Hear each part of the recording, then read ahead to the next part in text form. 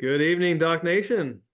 We're so glad to have you with us to kick off our series tonight, talking about how we are launching officially the phase of our organization to get our union going.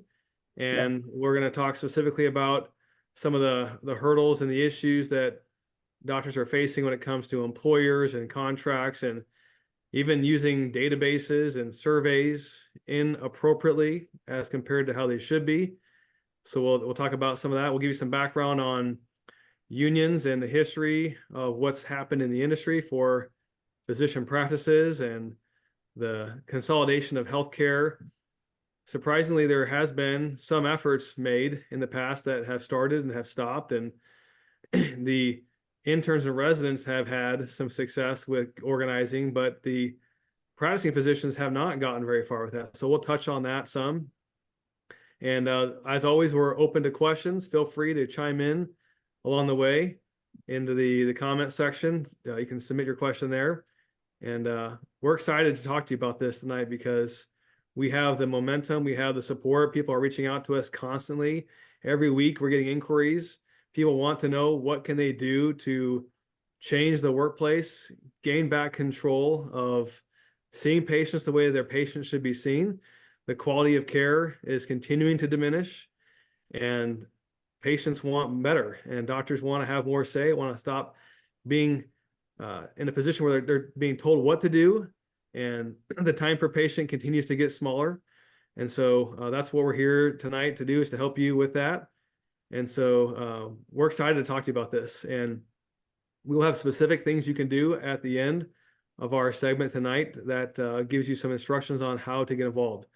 It's time. The time is now for you to plug in and to join this effort to turn this ship around. Thanks for that kickoff, Justin. Yeah. If I can follow up with some updates and some 2024 focus of ours, we will be speaking in, let's see, Orlando, Miami, and where else, Anthony? Las Vegas. Las Vegas. Yep. And so we'd love to have you guys show up. If you have questions about where we're going to be and what we're going to be discussing, feel free to reach out to us via email. Looking forward to getting the word out there on grander stages in 2024. That's one of our main goals in 2024. And then I just want to, as we look back on 2023, I'm proud of the clients that we have and the ground we were able to gain together as DocNation representing our clients. We had a huge win today. I probably won't go into specifics, but we had a huge win today with one of our clients who just didn't see it possible, didn't think it was going to happen. And not only did it happen, but it happened in about half amount of time as we were expecting. So on the individual representation of our clients, 2023 was about as good a year as we could have possibly hoped for. Yeah, and you know what I see 2024 as for DocNation is really finally getting that bigger megaphone out to every physician, right? Collaborating together with all physicians. We have two arms of DocNation, and both are absolutely necessary and ping off each other, right? The one arm is the concierge service, one-on-one with your team, yourself, your family, whatever you need. One-on-one, we help out physicians. And we're just here for physicians. We aren't doing dentists. We aren't doing nurses. We aren't doing anyone else. We're just here for physicians. Yep. The other arm, which comes hand in hand with that, is the union. And we're not shying away from that word union. I think a lot of people get a bad feeling in their mouth or a bad taste in their mouth when they hear that. But really, we're not shying away from that. And why is that? Is, you know, if you akin it to football or any other sport, every big organization has a players association, and then they also have singular agents. And why is that? Well, you have an agent to get what you need done, right? And that's what DocNation does. What do you need? So let's say Neil's one of our physicians. What does he need day to day? We have to have the union or the players association, whatever you want to call it, in order to get the whole group moving in the right direction. The agent can't get that much done if the whole group isn't also advocating together. And I think, as we know right now, and everyone on this call knows, that physicians are not winning any battles anywhere. And we haven't been for the last 5 to 10 years. And I wouldn't even say not only are we not winning battles, we're not even showing up to battles. One of our good friends with DocNation, Brian Rich, talks about that, how we're not even really, we have no voice on the Hill right now, or very minimal voice. I'm not going to say no voice. I know there's people out there fighting for us, but we're not fighting together. And when I see it just with my colleagues, when I go to different society meetings or talk in different circles on social media, it's come to a fever pitch where physicians are at a loss. You know, I think if you were to poll every physician in the nation, very few would say my children are going to go into medicine. Yeah. That's scary, right? Our smartest and brightest should want to go into medicine, and it shouldn't be this dreadful look. And when you're asking the people that are in the trenches doing it right now, if their kids would go into medicine and they say no, where is this country going to be in healthcare in the next 10, 15 years? We already know we don't rank up there too high in healthcare. And I believe this is my thoughts, and there is some data to back this up. It's because the right people aren't in charge of healthcare. It's not the physicians. In my mind, the physicians should be in charge of healthcare, not the government, not the insurance companies, not the healthcare systems. And that's what DocNation's fighting for. And I always tell physicians, you know, we're past the point of worrying what patients are going to care if we start a union, right? I think a lot of physicians are worried, you know, our patients going to look at us as the bad guys. Now we're at the point where we have to start to fight and just bind together even in order to save medicine and to help patients. The last word I have with this opening statement I have is we know that as of 1 month ago, it was published, most of the debt to hospitals right now is by patients with health insurance versus patients without health insurance. And that's wild. That's never happened before. So if you really wrap your mind around that, what's going on, it means that these patients have health insurance and they're still not getting care. And not only are they not getting care, but they're going into bankruptcy when they do get care. So what does that do? That's going to lead them to not get care again. And our whole healthcare system is going to fall apart. And, you know, I don't want to pass too much blame yet because we're just getting into it.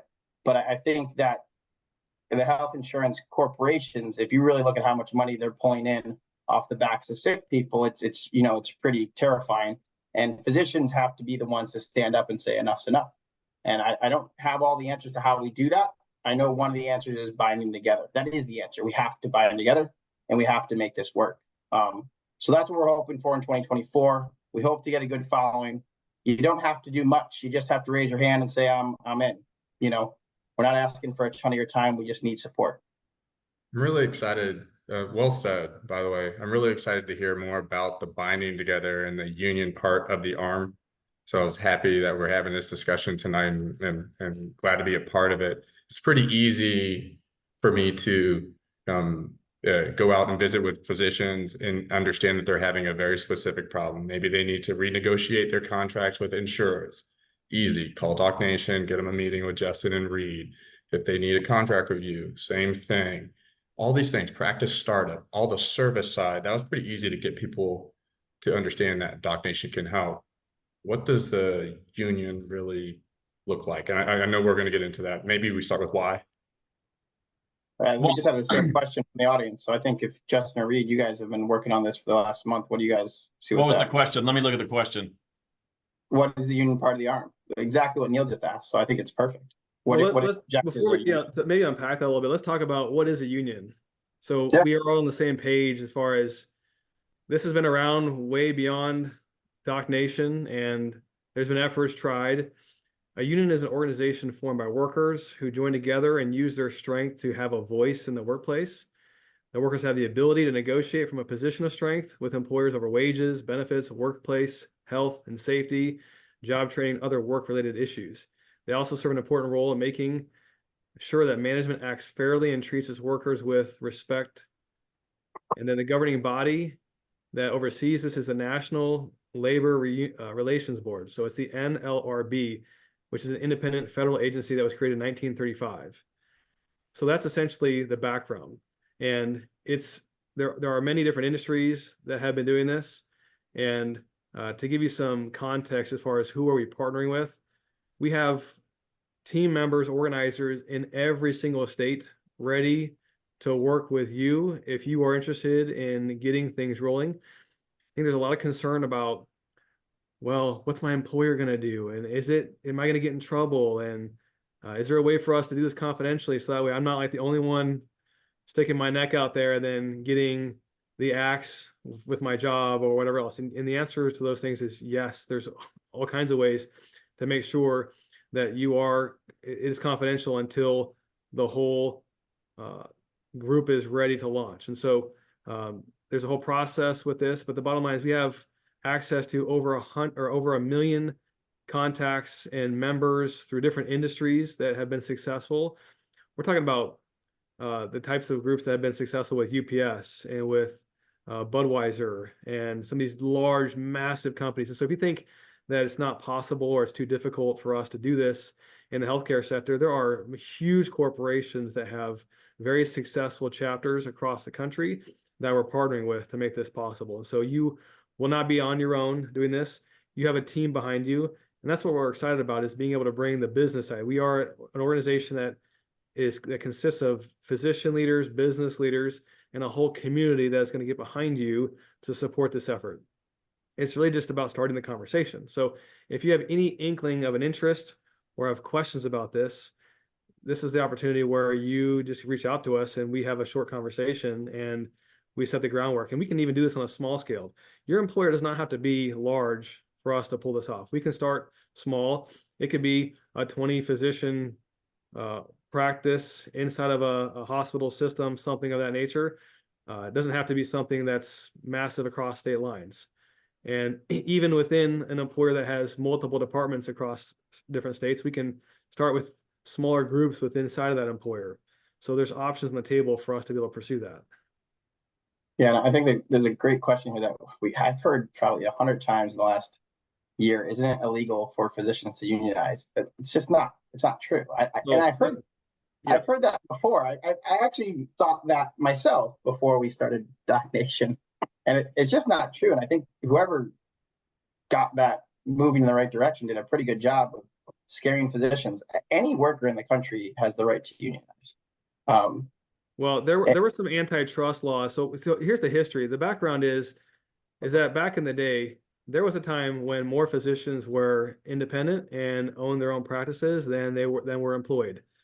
And so the idea of being able to come together and collectively bargain is a function of being employed. And so if most physicians are not employed, if they're self-employed or they supervise, then they disqualify themselves as being in a position where they can join together. Well, that's shifted.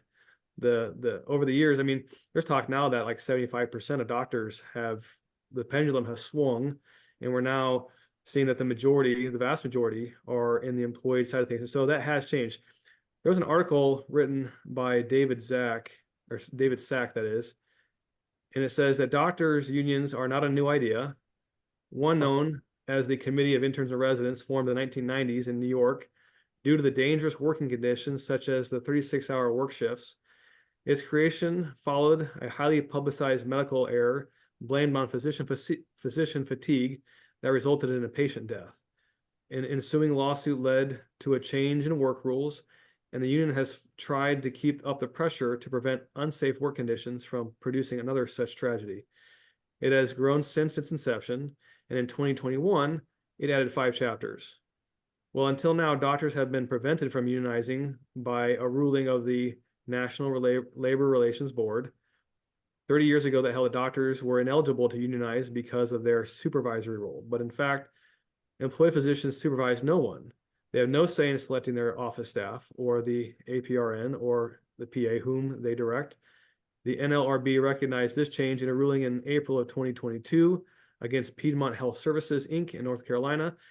Making note of changed circumstances, it found that employed physicians and other clinicians, including APRNs and PAs, should be allowed to hold an election on unionizing. So that was a change in 2022. So the NLRB has sided with and is now backing you. You have the authority. So this is, I mean, it's not a lot of time that's passed, but it's 2 years. 2 years has gone by, and there are physician union members. As I was researching and we were looking into the existing groups, this data is a little bit old, but in 2019, there was about 7.2% of physicians actively practicing in the United States that were union members. And so they're saying that was 67,000 physicians were members. Now, if you do some more digging, though, you'll find that there's only a couple of places that have any active participation where unions are doing something, and that's in California, in Minnesota, and Wisconsin. Besides that, there really isn't a whole lot. They're very focused in one employer system, and we're working on building those that want to do it within their employer, but also in a way to get everybody connected, so that way it has the scale and the scope that really what the nurses have done. Look what the nurses have achieved. They've been so successful and getting so many things pushed through. And it's like, doctors are second to nurses? Is that really happening? What you just said, Justin, I mean, everyone on this call that works in a hospital knows that. That's just the truth of the matter. Well, exactly. We Why are doctors second tier? It's not even a joke anymore. We are second to nurses, and there's only one reason for that. And it's because the nurses have unionized and done it very, very well and gotten exactly what they want. And it's gotten very well for them. And I think it would go even better for physicians because, without physicians, there is no game. That's what I always tell people. So yeah, I think that's all you have to do is look up on your daily basis and look at the nurses and ask them how it's gone for them. It's easy to see. Yeah, and I think the statistics are also saying that those that are represented versus those that are not, there's a different, the discrepancy in pay is about 25%. So yeah, think about how much better off things would be for you if you were paid 25% more than you're paid now. How much pressure that could take off for you. And also the pressure to see more patients and do less with each patient, right? I think we all say, hey, I mean, Reed, you've heard it when you're talking to our clients. They want me to see a new patient in 15 minutes, and I just can't do that. And we're not supposed to do that. That's not good medicine, but we're getting pushed and pushed and pushed in order to try to keep either an income up or keep our quotas up. That's something else that we can advocate for. And one thing that I like to come back to is even if you're not employed by a hospital, you're not employed, don't log off here. That's why we have the other arm of DocNation. We fight extremely hard. It's actually easier for us to fight for people that aren't employed because we have ways to negotiate with your health insurance companies for better rates. We have ways to negotiate if you want to buy other practices around you and grow and get bigger. We have ways to get new physicians into your practice. So the point of DocNation to be able to help every physician out there in every way. Over the next 2 to 5 years, we're hoping that physicians regain that spot that's needed in medicine at the top. There's no one else that should be up there. And it's really gone away since probably the last 20, 30 years, since the 90s, I would say. We have another question here. Do you partner with other medical associations? How does DocNation union currently work with medical associations? We don't have any official partners yet, but we're in talks with a few associations. The big ones that are advocating for us right now, we probably won't partner with because I think that's part of what's guided us in the wrong direction. But no, we would love to partner with the associations because that's where a lot of the doctors are. And that's where we think we can get our voice out. And that's where we'll be speaking over the next year. Yeah, there was an article, the Journal of Ethics, the AMA has this subset, and it said that it is morally acceptable for physicians to unionize and employ collective action, including striking, as long as patients' best interests are their reason for doing so. And the AAFP, their position on unions is similar to the AMA's. Historically, AAFP has been opposed to unionization, according to their president. But given the changes that are taking place within the marketplace, physicians may well need to look at collective bargaining for better leverage. After all, IPAs, PHOs, and the like are using this approach to get strength in numbers. While unionization would be of concern, the use of collective bargaining among physicians may have a place. I read some other places where the AMA wasn't necessarily in favor. It's interesting to see that there's just a slow, gradual progression. And unfortunately, I don't know that we're going to be able to, the damage that's going to be done to the industry and to you in your career, by the time that these groups come around to actually taking the action that they need to, I'm not sure it's going to be, too much damage will be done. And so yeah. I don't know that they're nimble enough, if they're quick enough, if they're able to make adjustments like needs to be. We're open to suggestions. If you have somebody that you're connected to, have a friend, an insider, someone that wants to get the word out on this, we'd be happy to talk with them about having them involved. Let's talk about some bullet point objectives. I want to go back to question number one. What is your objective for the union, and what do you want to achieve? Let's just start with a couple of things. 95% of administration in healthcare is made up of business people. That's not right. I played sports for a very, very long time, and never once did I play for a coach who didn't play the sport themselves. You have business people telling doctors that they need to be having 15-minute patient appointments. And if not, you're going to get your pay is going to be reduced. If you can't hit those metrics, your pay is going to be reduced. And so what was the reasoning, Justin, that they said there? If it's based off of the quality of patient care, you can then unionize. I would say, go ahead. Yeah, I think the concern is that if this is going to cause damage or going to be a problem, if patients are going to come out on the wrong end of this, then it's going to run in the face of the ethics around medicine. And so as long as the objective here, if at the tip of the spear of our effort is the quality of patient care, we're going to win. The quality of patient care is being affected by so many different things. And how can you have quality patient care when you have mega burnout? I don't think that's going to be a difficult point. I would say quite contrary to the current setup right now. And so I just don't see that as even a hurdle or something that would be brought up in the face of us unionizing. Here's a good example of something. Currently, right now, we are negotiating contracts for a physician to the insurance company. We're doing that all over the board. That shouldn't happen. Why are we doing that? Yeah. Like because you hired DocNation, now DocNation is negotiating your contract, and now next year you get paid more money to do the same thing. Why? Does that make sense? Like, because you paid to play, now you get to make more money to do the same work that you're currently doing.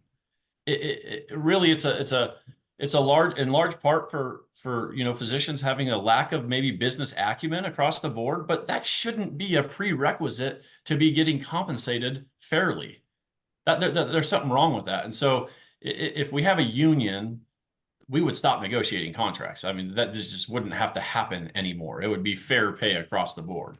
And there would be better metrics. There would be better metrics that everybody understood. And so there's a couple of, who was anonymous attendee. There's a couple of bullet points there. And we're going to touch on a few things. I would jump in here, Reed. One thing to think about here is the likelihood that you are a leader and that you have influence in your workplace by you showing up to this meeting. Every person who's checked out what DocNation is doing has some sort of pull, has some sort of influence in their workplace. And you probably know what the workplace needs as much as anybody else does. 100%. So you get to be a part of the framing of what the objectives should be for your workplace. Yep. So that's something that yes, we have ideas and we're going to help usher. We're here to be the support and to back you. We want to be your engine to make this possible for you, with you being in the leader seat. Back to what Reed said, if only 5% of the leaders in healthcare are licensed, have been through medical school, have actually seen patients, you know what is needed. Let's get you back in the seat where you get to decide what's being done. Exactly. We've all seen that graph where the amount of administrators to physicians has just grown exponentially for administrator, while physicians has grown steadily, slowly, and it just doesn't make sense. And that's where all the healthcare dollars are going, right? We talk about that pie all the time with DocNation, that physicians only get 8% of the whole pie of healthcare dollars in the U.S. And we're not getting listen, if we were getting number one in the world healthcare and patients weren't getting harmed by both at their wallet and at their services, then DocNation wouldn't need to be a thing. We wouldn't be complaining. But it's not working. The system we have is not working. Another question I definitely want to get to here, Justin, I know you have some info on this, is the issue with the MGMA data and how it's used. It's pretty surprising. I think we've all heard that have worked for a hospital system in the past. You can't make more than 90% of the MGMA data in your selective field, in your selective city. And the reason for that, in my mind, is if no one makes more than 90%, the bar will never move, right? We can't move the bar up if everyone just keeps getting crowded into the same average range. And Justin, you got some info on that, right? About that data? Yeah. Let me pull it up here in a second. I'll switch my screens. So what the MGMA data is for everyone is it's basically collective how much you should make for being a cardiologist in New York City, right? And what that range should be according to the average in the area. Yeah, I mean, theoretically, the idea is supposed to be good. Every single year, we've got tens of thousands, if not hundreds of thousands of doctors who participate in a survey that says, here's what I'm making based on my specialty, based on my location, based on the type of practice that I'm in, based on the population size, based on all these variables to come up with a benchmarking of here's what the current compensation is. And the problem with the data and really any database out there is that it's not capturing everybody in the market. So it's inherently going to be flawed because number one, it's not current. It's always a year behind. And not everybody who's in your zip code, in your area, is factored into the equation and doesn't take into account your productivity, things like that. So by itself, it already has some limitations. On top of that, you should pull your contract out. This is something that would be a good exercise. And feel free, we'll look at your contract with you. We'll go through it and see what the compensation section says. But to Anthony's point, they have restrictions on what the cap is, that we can't pay you more. Well, for what reason? Who made the law that says what your wages should be? Yeah. Do you have access to the financials of your practice? When's the last time you looked at them? Do you get a separate report that shows your revenue coming in and what the lines of revenue were, what they were per CPT code, and what your expenses are, what your direct and indirect or your shared expenses are, so that way you can see how profitable you are for the organization? Do you get that information? You probably don't.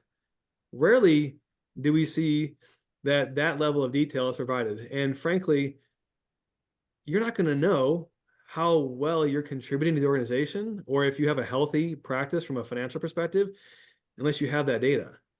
And the employer wants to keep you from having access to that information so that way they can come up with some story around, well, you're only doing this much, or things are not going that well, or we're going to salary you with all these generic things that are not necessarily associated with you. Like, I have nothing to do with this, parking lot that I never go to, that's not associated with my building. And I mean, all these different things that could be randomly associated to your practice.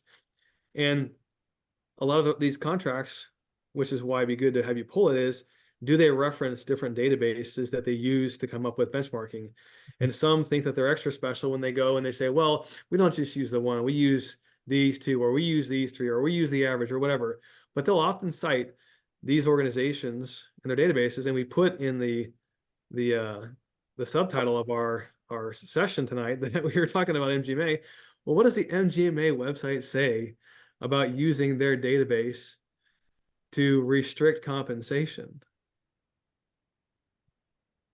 You can't do it.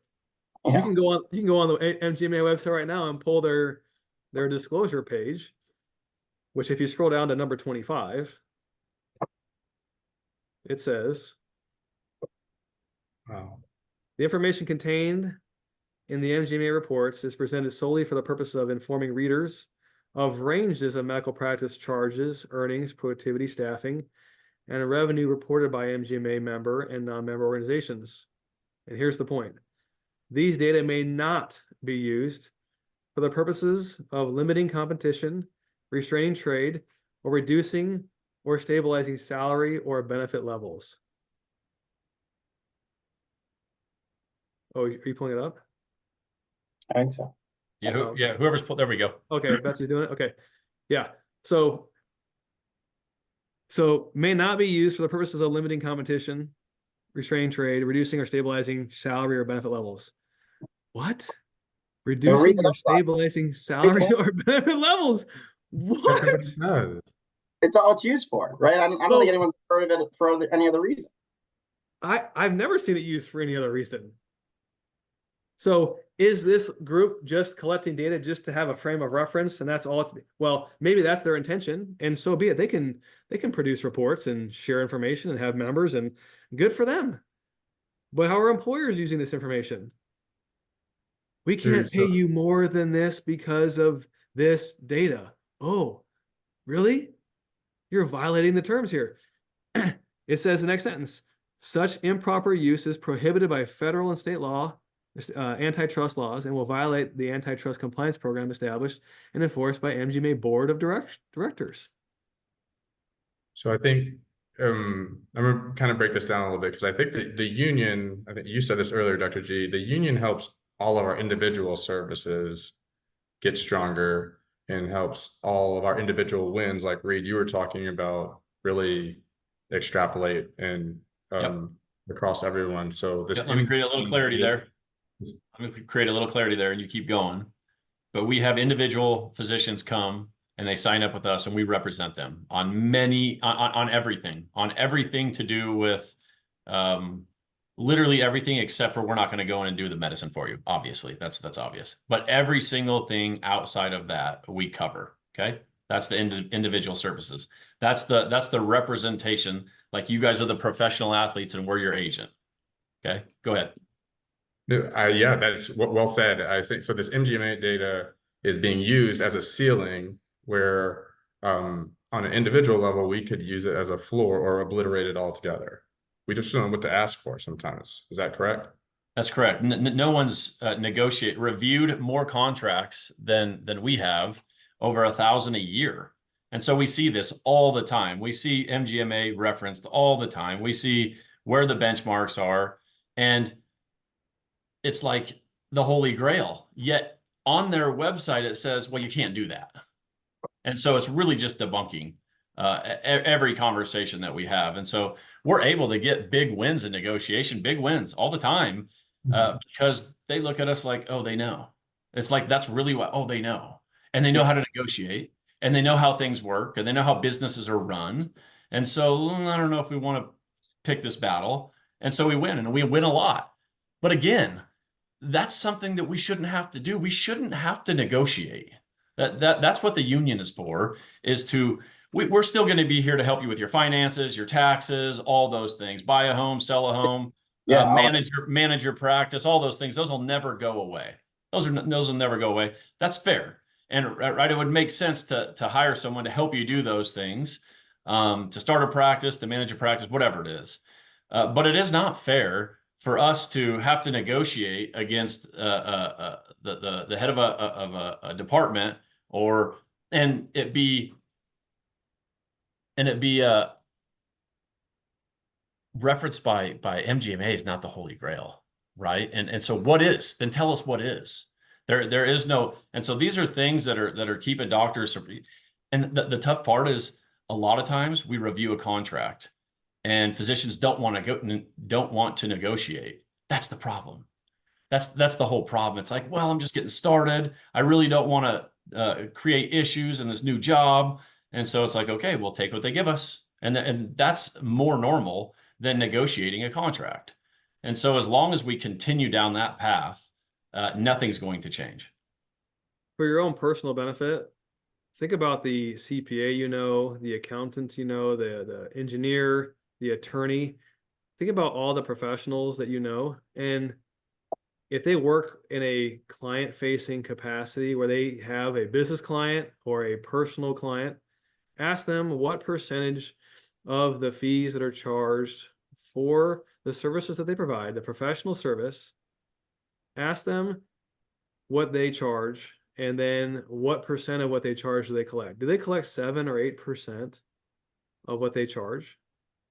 Oh, no. Seriously, ask them. Ask your friends. You probably have family who are in different industries.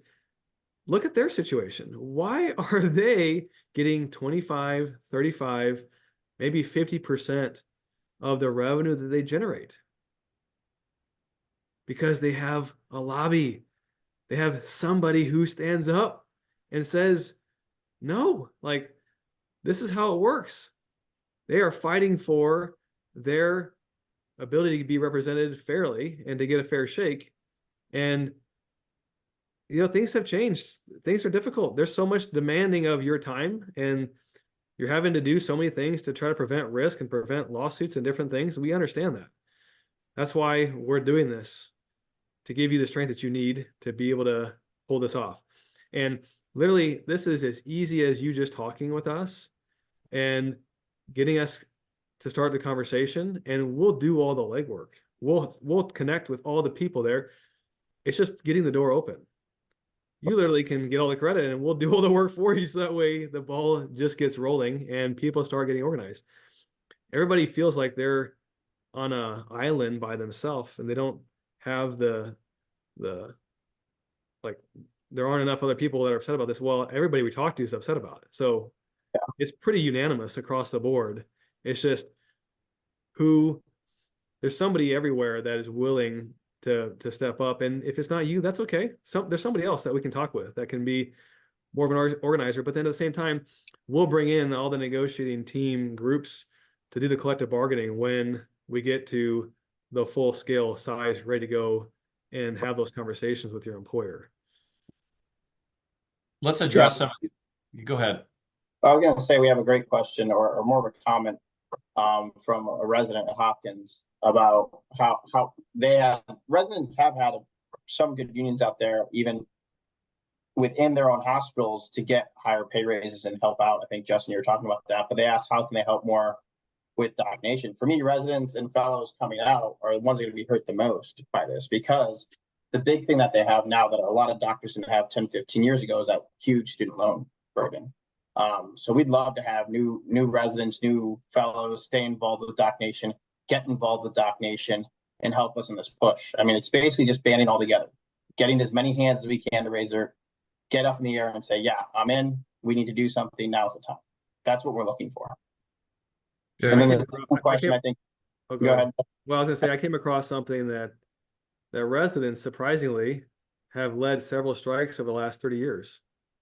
No. Did you know that? Wait, say that again. Resident physicians have led several strikes over the last 30 years. So Well, I we think it's about funny. the That's the first time. The extreme Yeah. act of a union is to go on strike. And how is a strike good for patients? Well, in the short term, it's not good for patients, but in the No. long run, it actually could be better. And that's the unfortunate reality. Sometimes we have to go through some pain before we can see things turn around on the other end of things. And likely, unlike other strikes that we've seen in other industries, this would be a very, very short one. But we haven't mentioned anything about a strike. We've just been talking about unionizing this meeting. But someone else brought up, I can't imagine doctors striking in light of lawsuits brought on by striking. And so, we can't either. So let's unionize. Right? That's the step before striking. I think the threat would be big enough. If we all got together, then the option's there. Right now, the option's not even there. Right? Look at countries out there, and this is going to stay as apolitical as possible. Look at countries out there that have a nuclear weapon and ones that don't. Right? No one's going to use it, hopefully, ever use it. But the ones that get the bargaining are the ones that aren't organized and have one. Right? And that's half the reason we keep countries from getting one, is because we don't want to have to negotiate with them. That's just the truth of the matter. That's the truth of the matter with this too. Doctors right now can't strike, right? It wouldn't happen. One guy strikes, whatever, next guy fills in. If you have the union, the option is there, and all you need is an option. We're not going to press the button, hopefully. That's doomsday scenario, right? But we don't even have the button right now to press. So we talk about physician strikes as a hot topic maybe, but I don't think it would ever actually happen, right? I think it just is a negotiation. It depends. I mean, the reality is, when you get involved with a union, what ends up happening, once it hits the right scale, the employer essentially loses their labor force. The labor force is removed from the employer, and the union actually is the labor. And so then you have teams that represent the whole group, and they do all the heavy lifting for you. And to the question of what's on the agenda or what's the priorities, and we talked about how you can take a key role in shaping what the agenda is for your specific employer. One thing across the board is the restrictive covenant situation. Think about that. If patients need to be seen and the employer has a terrible workplace and the culture is just absolutely miserable and you do not have the ability to take care of your patients the way that patients should be taken care of, and then you want to leave and you want to continue to have a living and your patients want to continue to be seen, but you can't because you're getting blocked, and then you're essentially like the gnat where the gorilla is just squishing you because you don't have the pockets that the employer has. There's actually a huge movement and a pushback on this one issue, and that's going to be one of our first initiatives to address, is to create more mobility and more influence for you to be able to call the shots as far as how you want to see patients, and allow for some competition, because how much competition is there in the healthcare system when you don't have the freedom to work in an environment that's better for you and better for your patients? Yeah, 100%. You know, there's two questions kind of back to back here about where we're at with this, and we can give big updates. It would take some time to go through where we really are. One good question though is, have you collaborated with any of the national labor unions that do this routinely? We've spoken to all of them, and we have selected the key ones. And like I mentioned at the beginning, we have organizers ready in every single state. We have locals, literally a local chapter in every single state, ready to rock and roll today for you, tomorrow for you. It's literally, reach out to us tonight or tomorrow, or as soon as you can, and we'll get working with the local and get things organized. They have done this time and time again. They've been very successful on getting terms changed, not just compensation, workplace conditions, a number of different factors. We have the time of this is never been better, really. Everybody, the angst and the frustration is so ripe right now to move on this, that it's really just a matter of, are you gonna join it now or are you gonna join it later? Like, let's get this ball going now. Yeah. No, and I think that also answers the last question: what progress have we made since the last meeting? A lot of progress behind the scenes of talking to the nuts and bolts finally of how to get this off the ground. And I think we're ready to fly. And that's why we're having this talk this month, is we are ready to fly. You know, it's not gonna be building the plane while we get in the air. We can't have it that way. We can't try it that way and then have the plane crash, right? The plane's on the ground still, but it is ready to fly. And we just need people to get on board. That's it. And get your friends on board and just kind of start talking about it and get word of mouth out there. We've met with different labor associations. A good question. Sorry, I was late, but what progress has been made since last meeting? I can just say this: since the beginning, the inception of DocNation, we've gone from, okay, we know we want to start a union. We've met with political leaders. One of the things that we have to do is get politically active. One of our goals as DocNation is to produce a one-page email that we can send out to all of our people that is like a political roadmap. Who are physician supporting politicians? And so we want to be able to send out an email maybe once a month or once a quarter to kind of give you guys snippets of what's going on in the political landscape and who supports physicians. So that's one thing we want to do. But to answer that final question, at the beginning of DocNation, it was time to go to work to figure out how to build a union. That has changed with Justin's answer. And that's not just overnight, quick, easy work. So I'm proud, and Justin, you should be proud to be able to say, we're ready to go in any pocket of the country, anywhere. And then let's go up to another question here. It's by services. What's the concierge service you provide? What type of services do you offer, and how do you charge for them? They're pretty unique to your certain situation. And so I probably won't go into what we charge, how we charge, because I wouldn't know. I don't know who's asking this question, and I don't know what your current setup is. And so it'd be unfair for me to assess that right now. But if you go to our website, we have pulling it up right now. If you go to Signature Services, there just posted in the webinar chat there, so you can just click on that. We'll say it again. It was just posted in the webinar chat by Betsy, so people can click on that, so follow along. Betsy, you rock. Thank you. Ready. She's always ready. Yeah, cool. That should answer that question. And then Furthermore, feel free to schedule a 30-minute meeting with us. Let us just evaluate what your current situation is and go from there. The 30-minute meetings, these first 30-minute meetings, these intro meetings, there's no charge, right? There's no charge. And to be honest with you, I've had 30 phone calls, maybe even more, with an individual before they signed up, because we don't want to represent people who aren't in it for the long haul. And so we don't say yes to everybody. That's the truth. We don't say yes to everybody. But this is a two-way thing here. We want you to follow our direction, our leadership, and our guidance. And we go through an assessment to make sure that we're on the same page with that. So schedule a meeting and let's talk about it a little bit more tailored to you. Yeah, and I would say that to that question too, the scope and the complexity, the involvement, if we're meeting on a frequent basis, if we've got projects that we're tackling, it's going to be more. If it's not as involved, it's going to be less. And so it's just going to depend on this specific situation and what you're dealing with. We solve problems. Our whole focus is making life easier for you, both on the professional side, dealing with your employer, helping you become more attractive to the employer, giving you leadership opportunities, maybe building new businesses, side ventures, passive income, side hustles.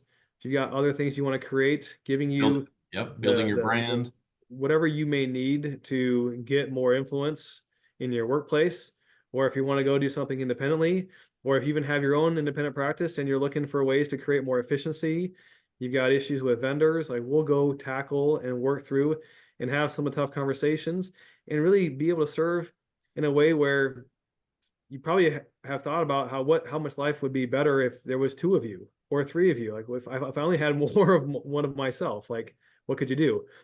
Getting you the ability to have a double and some business acumen behind you to support you gives you more ability to cover more ground and get more things done than you would be able to on your own. One of the first things we do is we do a full assessment of your life from A to Z, and we try to make you more money. We find ways to make you more money and free up time for you. So everything kind of falls from there, whether that's managing your practice, negotiating a contract, etc. That's something that we go through on the second meeting. Usually we'll uncover things on the first meeting, and the second meeting will be a kickoff call, is typically how it works. Good question. I think that was great answer to that question. Last comment that came here from John Nichols is it's 100% why the union needs to happen now. I mean, we've had government as a payer has been incredibly bad for physician compensation, with a 10% cut in reimbursement over the past 3 years without any rhyme or reason why. I mean, we're doing the opposite of keeping up with inflation, right? We're getting cut every year. And how can a union increase this rather than decline? We've seen. I mean, that's the first thing we're going to fight for, right? Is CMS payment to go up instead of down. And you can easily see that works because everyone else that has a lobby on the Hill, pay goes up from CMS. We've all seen those graphs where hospital pay goes up, ASC pay goes up, long-term care facility pay goes up, and then physicians pay goes down. And that's every year. And it's 4%, 4%, 4%, negative 4%. That's what the union will do. The AMA has been completely ineffective on this front. That's your words, not mine. I'm not trying to pick a fight with the AMA yet, but I agree. I think the AMA has lost its way in what their purpose is, and it's to support physicians. And end of sentence, right? That's what we want to do. Support physicians. That's it.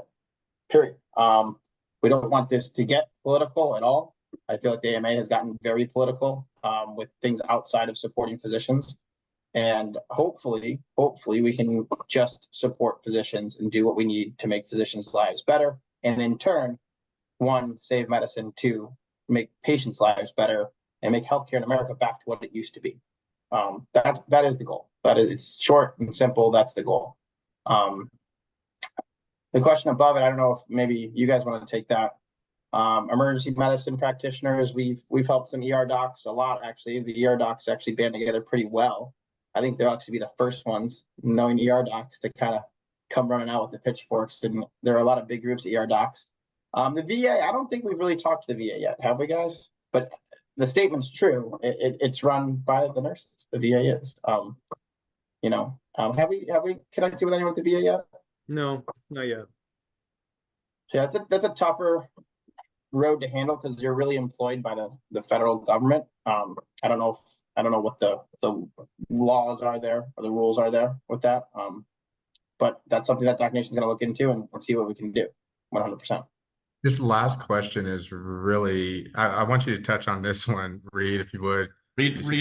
Okay. Did we cover this other question up here though? Are you sure there's nothing legally blocked doctors in Congress from hospital lobby, nurses lobby, AMA, medical? I'm glad you are going back to that question, Reed. Wait, let's not miss that one here.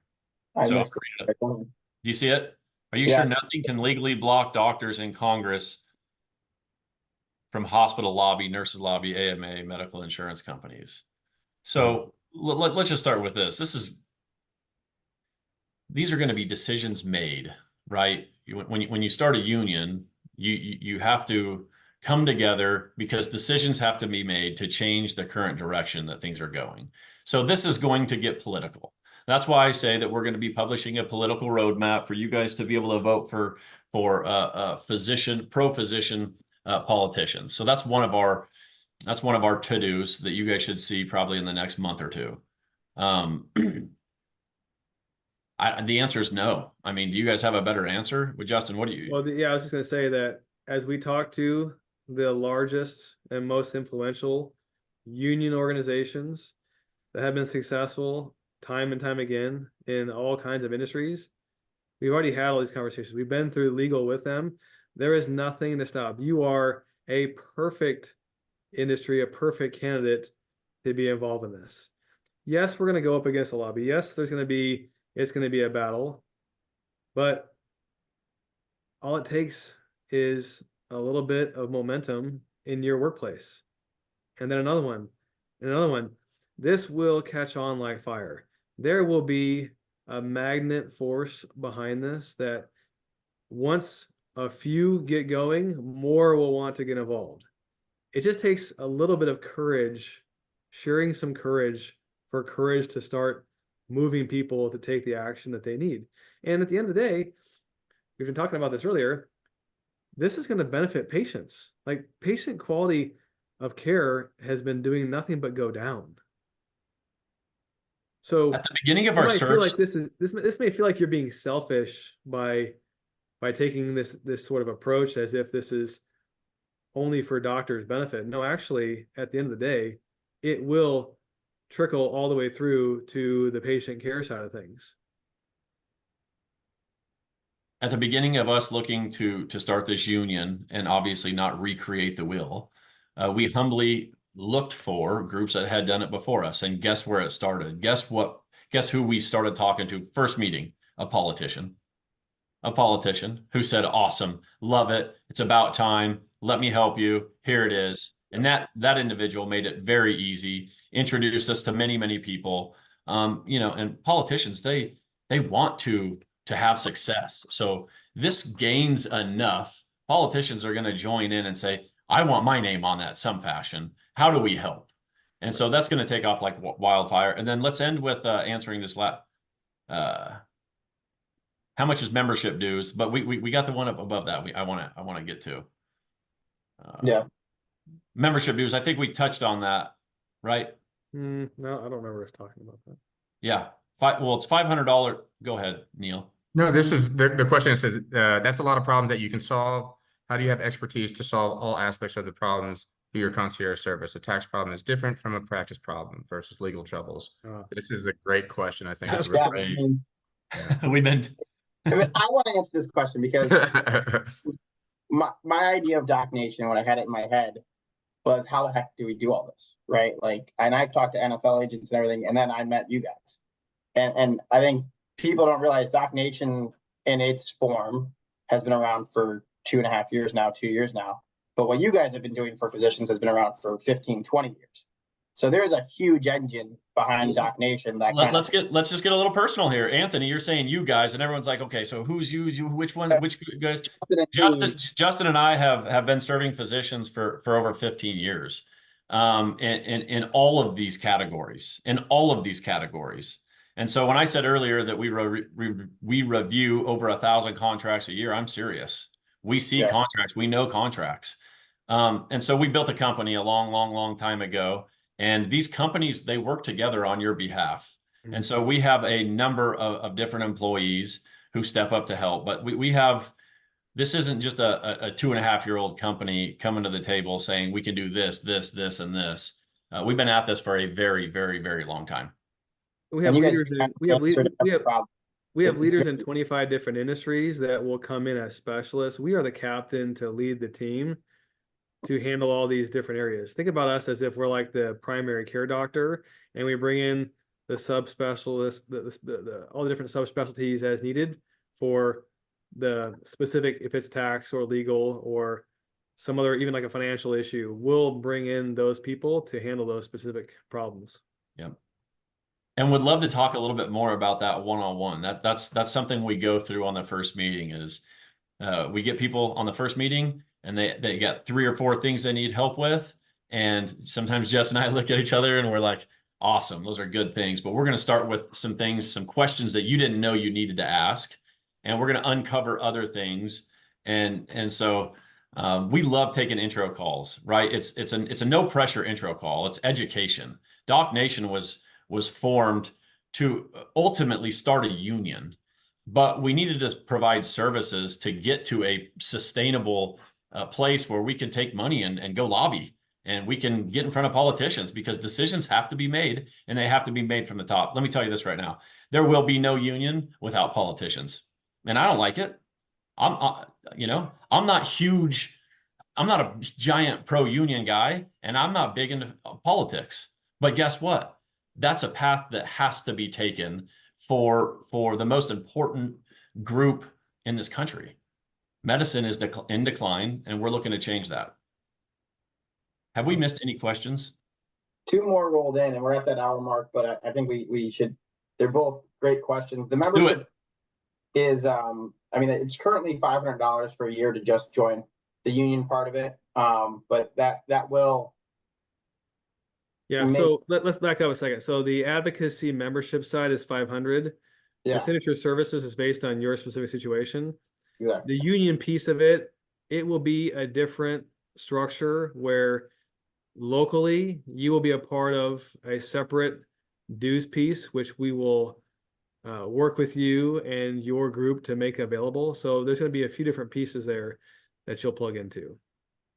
And it's the same way any other union works. I mean, if you have an uncle who's a plumber or electrician, it's the same concept. It's not, we aren't reinventing the wheel here at all. Just like we didn't reinvent the wheel with our signature services. We took what athletes get and gave it to doctors. What the other unions get, we're giving that to doctors. That's all we're doing. People always come to say, "Oh, what a great idea! Why didn't anyone think of it?" People have thought about it, just not for medicine. They have thought about it and they are doing it. That's why at the beginning, if you missed it, was supposedly 7.2% of doctors are in unions. That was as of 2019. So not too long ago, as far as numbers, and it's 67,000 physicians. And what we need to do is bring them all together. Right. One collective goal of, in the end, making patients' outcomes. So they do exist. There's been some things done in California. There's some things that have happened in Minnesota and in Wisconsin. And the Council for Interns and Residents has been around for a little while. It's grown some. And there has been some progress made, but it's not quite to the scale of what we see as possible, which is why we're going to be the engine and the force behind it. It's hard for you to have a full-time job and a family and a personal life and do this on the side. Yeah, you don't have time for that. That's why we're here. We are the engine for you. And we have tons and tons of resources and support and depth to support this effort for you. Well said, Justin. I'm glad that you guys went into the services side of this. Because it's everything that you see on that website or the signature services and then more. We have companies, we have technology, software companies that are approaching us. So as physicians are flocking in, as with memberships, we also have these companies that are pitching to us saying, "Hey, I have this technology, I have this software that can help physicians."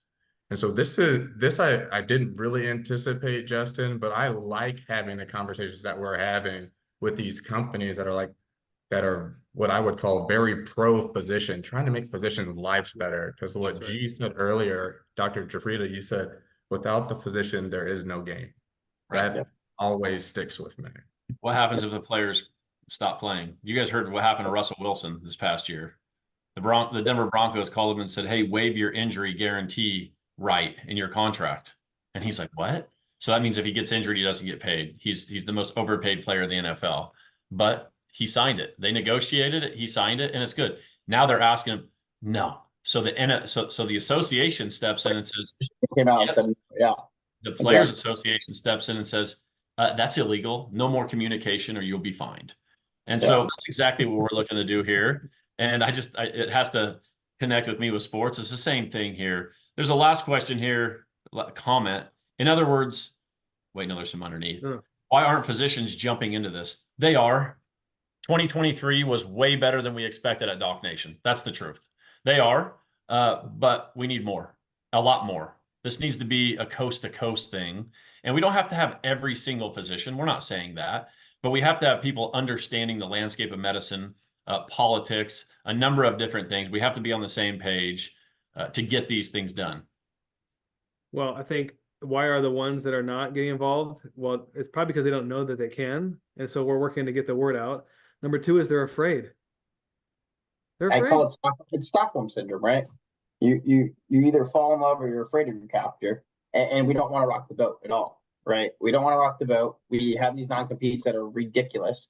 So if you get fired, you have to move your whole family because you got fired for maybe joining a union. And first of all, you can't get fired for joining a union, by the way. You'd have a great lawsuit. You'd be able to retire. So you better hope that happens if you join the union. The best thing you do is join the union and get fired from your job. That's the best thing that ever happened. So don't worry about that. But it's just that they are afraid. They are afraid.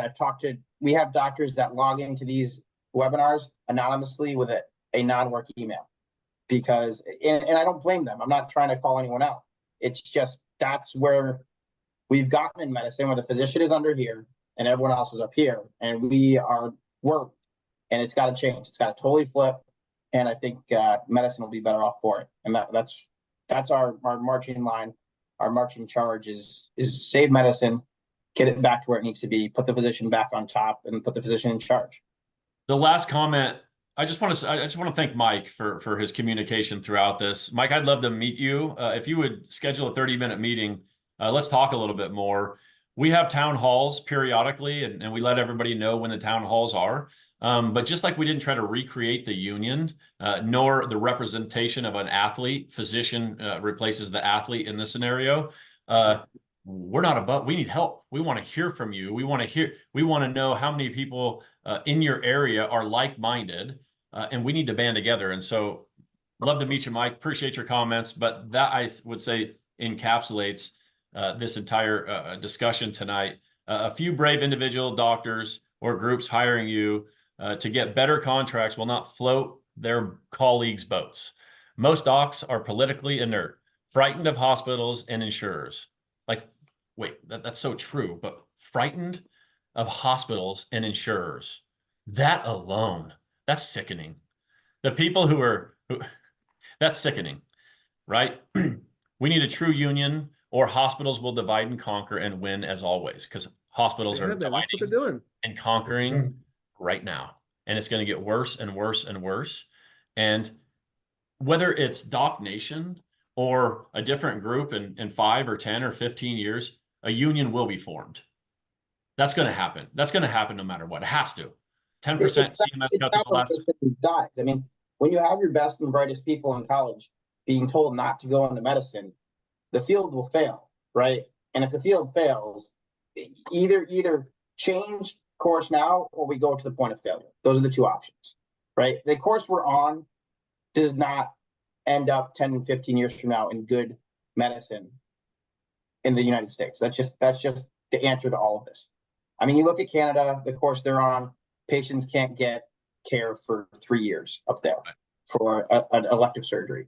We don't want to go on that kind of course in America where physicians are just worker bees, right? Worker bee, worker bee, worker bee. We have no say. Do your job, put your head down, see your 12 patients in the morning, say your 8 patients in the afternoon, do your four surgeries. You have no say in who you hire, no say in who you fire. It won't work. It won't work. It doesn't work anywhere else. It's either going to break or we're going to have to change course now. And goal is to change course now, and that's where we're headed. In what profession do people spend 10 years to become to just enter the game to play, and then are worked like a dog with no say? Like, it's not up to you. I just practiced for 10 years. You're not going to tell me how long I need to stay in the gym to be prepared for the next game. And that's happening. And that needs to end, because at the end of the day, patients suffer. We had an inquiry on Thursday or Friday of last week, and there was a number of different issues. This doctor was well-versed, very, very well-versed of his production and what he was getting, his revenue and what he was getting. I mean, he came prepared, and it wasn't much of a sale, if you will, to get our service. It wasn't really. He's like, no, I already know. Like, and we don't see that very often. We usually have to explain what you're producing, why we feel that you could start your own practice, why you probably need us to help manage your practice. He came and he was ready to go. Like, I'm ready to sign up. Let's do this. And it was beautiful. Every physician should know that. Every physician should know what their production is and what the hospital is getting off their back. Why is it that the staff can't do the proper screening and have certain questions being answered before they come in to see you? And the questions are all prepared. Here they are. We can't provide an effective way to give the doctor what they need to see patients. Like, is it that they can't figure out how to do small things? This is so simple. The physicians know what they want. It's just the physician needs to get back in the middle of the circle, be in charge of the whole deal. We can run the show. We know how to. It's just when people got greedy and saw the money that was in healthcare, people that were better at business than physicians. It's one thing we're terrible at. We all agree on it. You think you're good at it. And even besides being good at business or not good at business, really it was up for the taking. It was up for the taking, and who was going to go take it? Right. Not a respectable physician who spent 10 years to study to then go serve the rest of their life. No, it was a shark group of business people, and that grew and that grew and that grew. Even the best business, the physicians who are great at business need the representation. That's been my biggest conversation lately is, do you deserve the representation? Every doctor needs representation. You don't want to fight this alone. Well, and the same thing is true for us. Reed and I, in the businesses that we've built and sold tens of millions of dollars of successful exits, we have representation. We have people that we hire. We can't do and know and tackle everything. We wouldn't get anything done. It's just too much to do. How many pages are there of the tax code? How many pages consist of the tax code? Just take a guess. I don't know. It's thousands. It's over 2,000. It's over 2,000 with the explanation pages. It's insane. Why? Right. And so you're right. We need representation too. Hey guys, we're 8 minutes past. Let's do this. Schedule a meeting with us. Let's talk further. Mike, I'd love to meet you. Let's talk further about individual services and the union. We'd be happy to talk. Before you wrap though, real quick, there's a comment about hold on a second. Sorry to interrupt you. One more thing. There's a comment that only resident physicians have unions. Go look at the UAPD.com. This is Union of American Physicians and Dentists. And you can also look at Alina Health. They formed a union not too long ago. So again, physicians are already members of unions. They do exist. They're just not getting enough done. We need to be more collaborative, more united collectively across the board to push for a larger scale change. But we don't have to wait to that. We can go smaller scale within your workplace. There are 60-some thousand physicians that are union members right now. So this is not something that hasn't existed before. It does exist. We're just bringing it to you so that way you can participate now and see the change in your workplace that you want to see. And I'd like to end it with a call to action. So the call to action, and because everyone always asks, how can I help, is talk about it. Get the name out there. Talk about DocNation, talk about a union, talk about getting together, and then talk to us. Schedule an appointment with us, even if it's just to say, hey, I have 8 guys at this hospital that are willing to stand up and do something. You don't need the whole hospital to agree to start. We need help from you all out there to spread the word and get the union out there, get the advocacy out there, and see what we can do together. We're ready. We've built the plane. is DocNation. We need to put the passengers on the plane, and then we're going to take off like no other. And I really think, I think you all know it, this will catch on. And I think physicians will finally stand up. Once the first row of physicians stands up, people will fill in very quickly and orderly behind and be able to begin the fight. So thank you all for joining in. You guys always, Justin, Reed, Neil, great talk again. Please reach out to us, team@docnation.com. Yep. Contact us on our website. Please, we want to hear from you. We want to hear what you guys want us to do to make this better, because it has to happen. Yeah, easiest way to set up a meeting with us is team@docnation.com. Just send an email there and we'll get a time set up. Appreciate Thank y'all, you all. guys. Have a good night.